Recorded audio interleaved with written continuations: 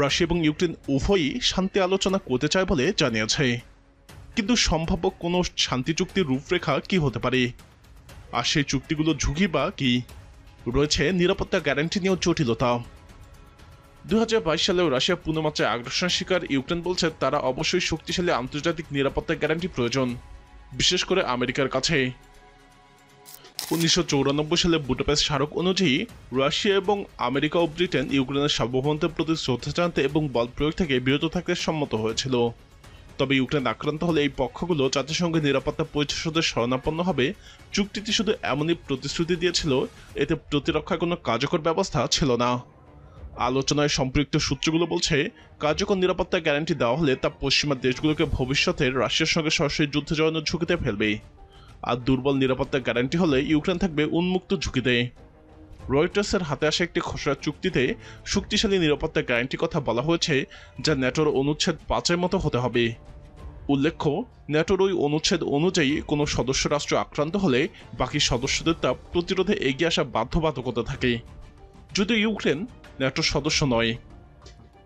2022 সালে প্রস্তাবিত একটি চুক্তির অংশ হিসেবে ইউক্রেন স্থায়ী নিরপেক্ষ প্রতিশ্রুতি দিতে রাজি হয়েছিল। বিনিময়ে জাতিসংঘের নিরাপত্তা পরিষদের 5 স্থায়ী সদস্য ব্রিটেন, চীন, ফ্রান্স, রাশিয়া এবং আমেরিকা, সেই সাথে Belarus, Canada, Germany, Israel, Poland এবং তুরস্কের মতো দেশগুলো থেকেও নিরাপত্তা গ্যারান্টি চেয়েছিল।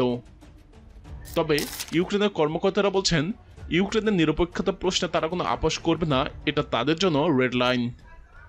ন্যাটো এবং নিরপেক্ষতার দ্বন্দ্ব রয়েছে। 2008 সালে বুদাপেস্ট সম্মেলনে ন্যাটো নেতারা বলেছিলেন একদিন ইউক্রেন এবং জর্জিয়া এই জোটে যোগ দেবে। এরপর 2019 সালে ইউক্রেনের সংবিধান সংশোধনে এনে ন্যাটো এবং ইউরোপীয় ইউনিয়নের পূর্ণ সদস্যপদের পথে অগ্রসর হওয়ার অঙ্গীকার করে। এদিকে রাশিয়া বারবার বলছে ইউক্রেনের সম্ভাব্য ন্যাটো সদস্যপদেই যুদ্ধের মূল কারণ এবং এটি তাদের কাছে গ্রহণযোগ্য নয়। রাশিয়ার দাবি ইউক্রেনকে নিরপেক্ষ থাকতে হবে, বিদেশি শক্তির কোনো সামরিক ঘাঁটি হলে চলবে না।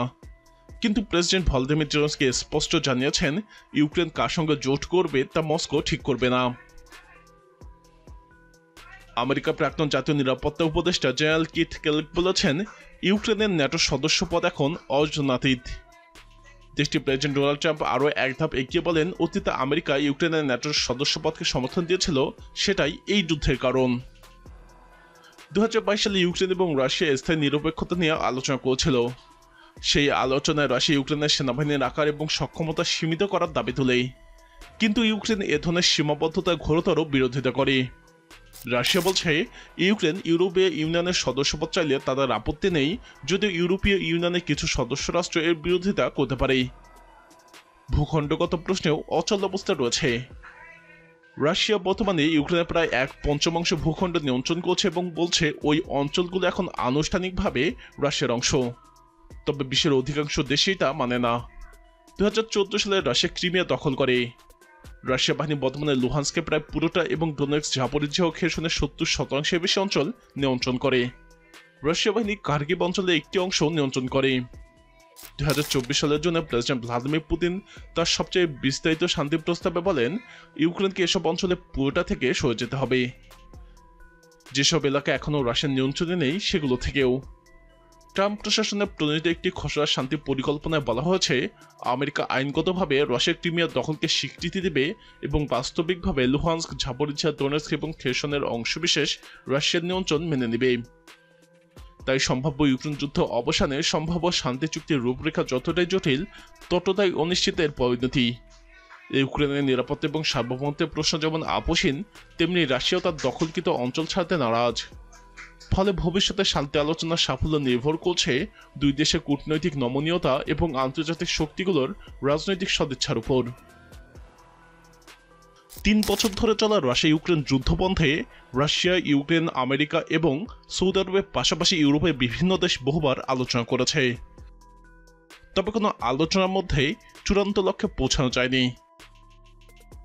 এবার আলোচনা তুরস্কের ইস্তাম্বুলে। আগামী বৃহস্পতিবার শহরটিতে যুদ্ধরত দুই পক্ষের বৈঠকে বসার কথা রয়েছে। এই বৈঠক বিবাদমান দুই পক্ষের মধ্যে শান্তি প্রতিষ্ঠায় কতটুকু কার্যকরী হবে সেই প্রশ্ন এখন নজর সবার দিকে। রাশিয়ার প্রেসিডেন্ট ভ্লাদিমির পুতিন ইস্তাম্বুলে বৃহস্পতিবার ইউক্রেনের সঙ্গে সরাসরি আলোচনা বসার প্রস্তাব দিয়েছে। ইউক্রেনের প্রেসিডেন্ট ভলোদিমির জেলেনস্কিও এই প্রস্তাবে সাড়া দিয়ে সামনাসামনি আলোচনার বিষয়ে আগ্রহ দেখিয়েছে। এদিকে পুতিন নিজে থেকে সরাসরি আলোচনার প্রস্তাব দিলেও এতে রাশিয়ার প্রতিনিধি হিসেবে কারা অংশ নেবেন সেটি এখনও নিশ্চিত করেনি রাশিয়া। এমনকি প্রতিনিধি দলে পুতিন থাকছেন কিনা সেটিও স্পষ্ট করেননি। ইউক্রেনের প্রেসিডেন্টের উপদেষ্টা মিখাইলো পোদোলিয়াক সাফ জানিয়ে দিয়েছেন জেলেনস্কি শুধু পুতিনের সঙ্গে বসবেন। গত মঙ্গলবার জেলেনস্কি বলেছেন, পুতিন যদি না আসেন, গড়িমসি করেন, তাহলে বোঝা যাবে তিনি যুদ্ধ বন্ধ করতে চান না। কিভাবে তুরস্ক আলোচনার কথা উঠল? তবে রোববার সকালে গণমাধ্যমকে দেওয়া এক সাক্ষাৎকারে পুতিন এই প্রস্তাব প্রত্যাখ্যান করেন। এর পরিবর্তে তিনি ইউক্রেনের সঙ্গে ইস্তাম্বুলে কোনো ধরনের পূর্বশর্ত ছাড়াই সরাসরি আলোচনা প্রস্তাব দেন। তবে এই আলোচনায় তিনি নিজে অংশ নেবেন কিনা সেটি স্পষ্ট করেননি। পুতিন এই প্রস্তাবের জবাবে জেলেনস্কির যুদ্ধবিরতির উপর জোর দেন। তিনি জানান তিনি তুরস্কে যাবেন এবং পুতিনকেও সেখানে থাকতে হবে। তার ভাষ্যে, আমি বৃহস্পতিবার তুরস্কে পুতিনের জন্য অপেক্ষা করব ব্যক্তিগতভাবে। আশা করি এবার রাশিয়া কোনো অজুহাত খুঁজবে না। কারা যাচ্ছেন আর কেনই বা যাচ্ছেন? ইস্তাম্বুলের আলোচনায় রাশিয়ার প্রতিনিধি হিসেবে কারা থাকছেন সেই প্রশ্নে মুখ খুলেনি ক্রেমলিনের মুখপাত্র দিমিত্রি পেসকোভ।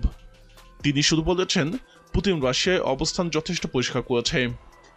চলতি বছরের মাঝে সৌদি আরবের ট্রাম্প প্রশাসন রাশিয়া এবং ইউক্রেনকে নিয়ে আলাদা আলাদা আলোচনা শুরু করেছিল। তবে সাম্প্রতিক সময় ট্রাম্প প্রশাসন ইঙ্গিত দিয়েছে, সুস্পষ্ট অগ্রগতি না হলে তারা আলোচনার প্রতিক্রিয়া থেকে সরিয়ে আসবে।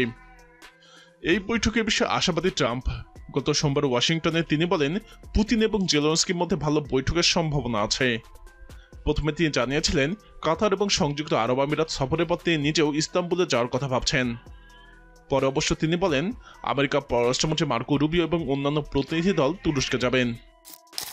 প্রিয় দর্শক, রাশিয়া ইউক্রেন যুদ্ধবিরতি কবে নাগাদ কার্যকর হতে পারে বলে আপনি মনে করেন? আপনার মতামত কমেন্টে জানান। এই যুদ্ধ নিয়ে আরও বিস্তারিত জানতে আমাদের চ্যানেলটি ভিডিও ট্যাব থেকে ঘুরে আসুন। এই ভিডিওটি ভালো লাগলে লাইক বাটনে ক্লিক করুন। ভিডিওটি আপনার বন্ধুদের সাথে শেয়ার করে তাদেরকেও ভিডিওটি দেখার সুযোগ করে দিন।